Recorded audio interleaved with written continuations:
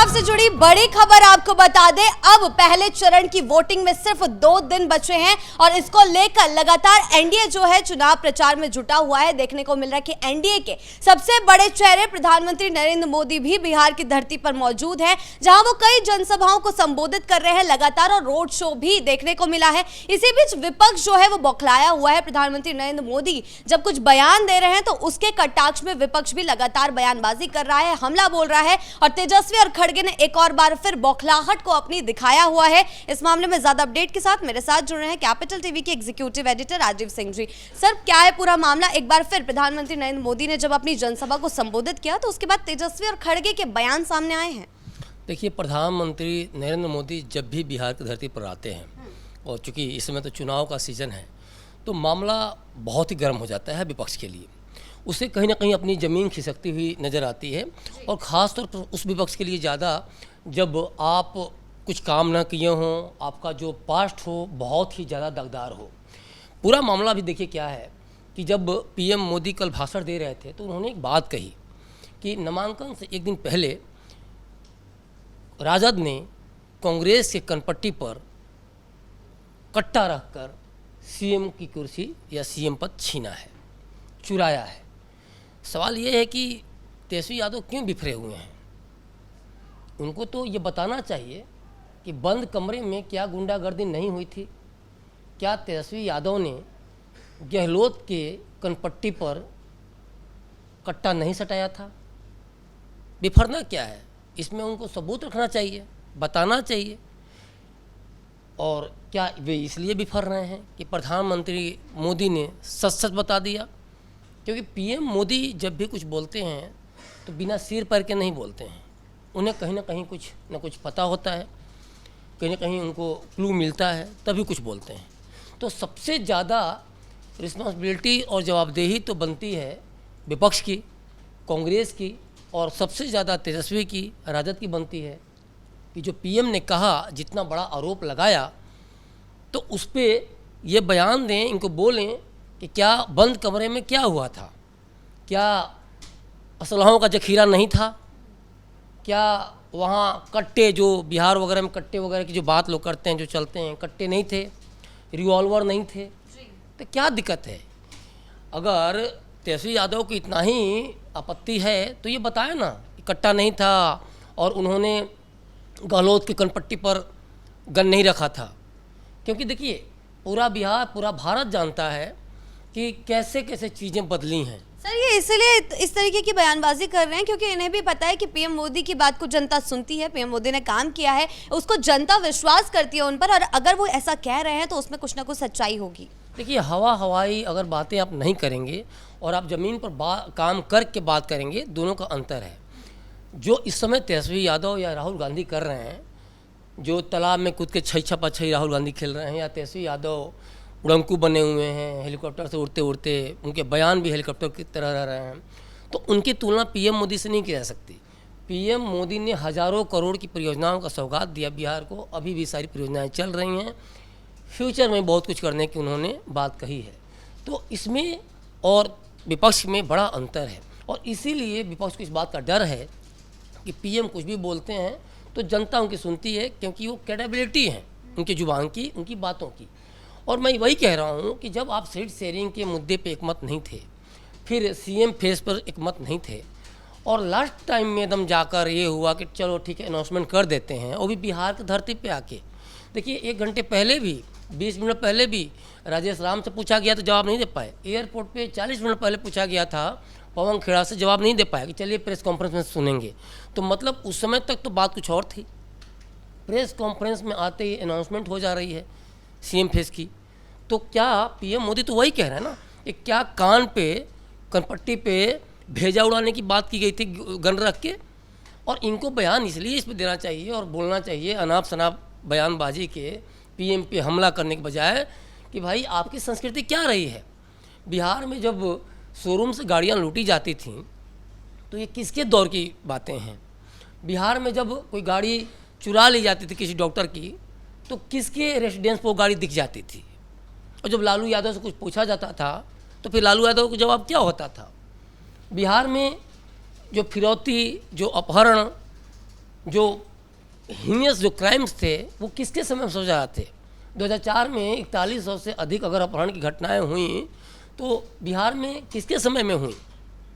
तो ये पूरा का पूरा जो एक तरह से देखा जाए तो कहीं ना कहीं कट्टा संस्कृति से मेल खाता है।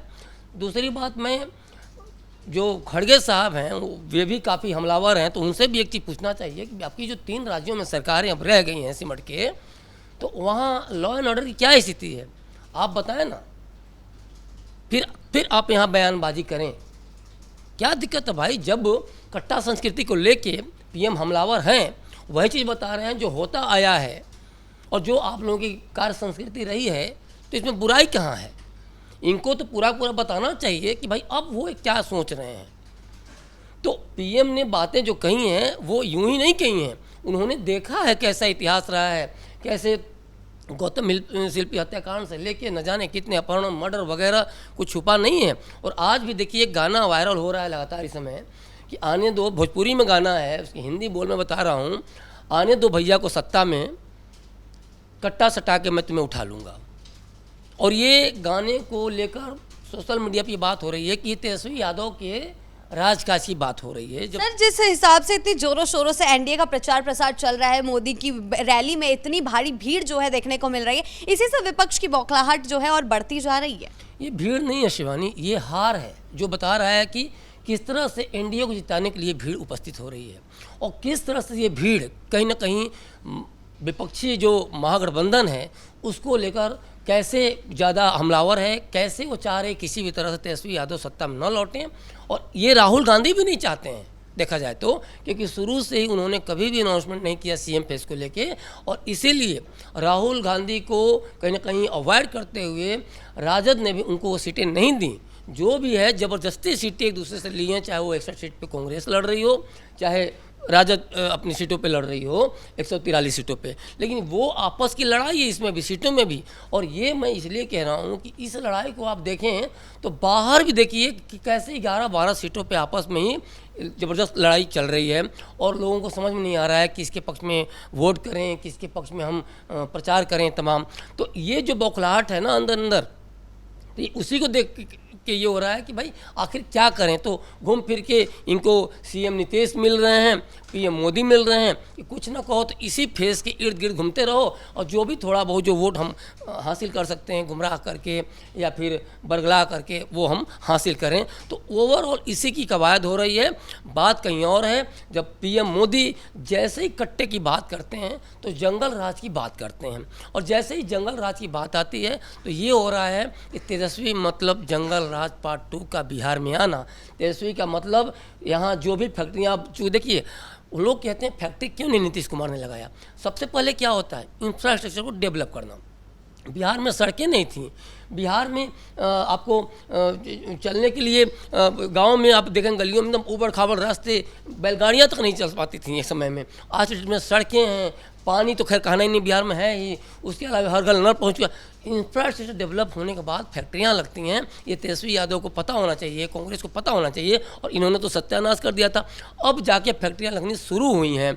और ये देखिए, इसीलिए मैं कहूँ जीडीपी में भी देखें तो फैक्ट्री जो भी जो कंपनियाँ हैं फैक्ट्रियाँ, उनकी काफ़ी अच्छे खासे उसमें रेशियो हैं। तो ये समझना होगा, और यही इनको अब लग रहा है कि भाई अब करें तो क्या करें, अब तो हम कहीं के रह नहीं गए। इंफ्रास्ट्रक्चर तो नीतीश ने कर ही दिया, फैक्ट्रियाँ भी लग रही हैं, तो अब रोज़गार भी आएंगे। और हम कोरे वादे जो कर रहे हैं, हर घर परिवार को नौकरी या फिर और भी जीविका दीदियों को लेके इन्हीं की जो एक तरह से क्रेडिट चोरी कह सकती हैं, तो वो कहाँ के रह जाएंगे, कहीं के नहीं रह जाएंगे। तो इसीलिए अब पीएम जब याद दिलाते हैं कट्टे संस्कृति के माध्यम से कि कैसे जंगल राज पनप रहा है बिहार में, तो इनको फिर से पनपेगा, तो कैसे अब इनको काउंटर कर पीएम को। इसलिए ये बिफर रहे हैं, लगातार बोल रहे हैं कि भाई पीएम ने तो ऐसे कहा, पीएम ने कट्टे की बात की। पीएम ने कट्टे की बात नहीं की, पीएम ने बताया कि कैसे राजद के कार्यकाल में, कैसे तेजस्वी कार्यकाल में कट्टा संस्कृति राज करता था, और कैसे नीतीश के आते ही फिर से जंगल राज पार्ट 2 आएगा, कैसे फैक्ट्रियां फिर से उजड़ जाएंगी, कैसे लोगों का पलायन होगा, कैसे नौकरियों का अकाल पड़ेगा, कैसे लोगों के अपहरण होंगे, कैसे लोग शाम को घर में दुबक जाएंगे, कैसे बच्चियां बाहर निकलना बंद कर जाएंगी, कैसे स्कूल वगैरह ठप हो जाएंगे, और कैसे चरवाहा विद्यालय के नाम पर फिर 4 तरह के विद्यालय खुलेंगे, और कैसे चारा चोरी या फिर अन्य तरह के फिर से चोरी और घोटाले स्टार्ट हो जाएंगे। जी, बहुत बहुत धन्यवाद आपके इन तमाम जानकारियों के लिए। तो कुल मिलाकर पीएम मोदी ने अपने रैली से, अपने रोड शो से जिस तरीके से बयान दिए हैं, उन्होंने जनता को सीधे सीधे बताया है कि किस तरीके से महागठबंधन के शासनकाल में जंगल राज था, और सीएम फेस को लेकर जब तेजस्वी को घोषित भी किया गया महागठबंधन का सीएम फेस का उम्मीदवार, तो भी वो कट्टे की नोक पर घोषित किया गया। तो इससे महागठबंधन के खेमे बौखलाहट देखने को मिल रही है, क्योंकि उन्हें पता है कि अगर मोदी ये स्टोर से बोलेंगे, मोदी ये भाषण देंगे, तो जनता उन पर विश्वास जरूर करेगी। आगे चलकर माहौल और गरमाने वाला है, क्योंकि चुनाव बेहद नजदीक है, और आगे चलकर क्या कुछ होता है इस पर हमारी नजर जो है बनी रहेगी। ब्रेकिंग न्यूज में फिलहाल इतना ही। कैमरा पर्सन राजकुमार के साथ मैं शिवानी रतूड़ी, कैपिटल टीवी बिहार।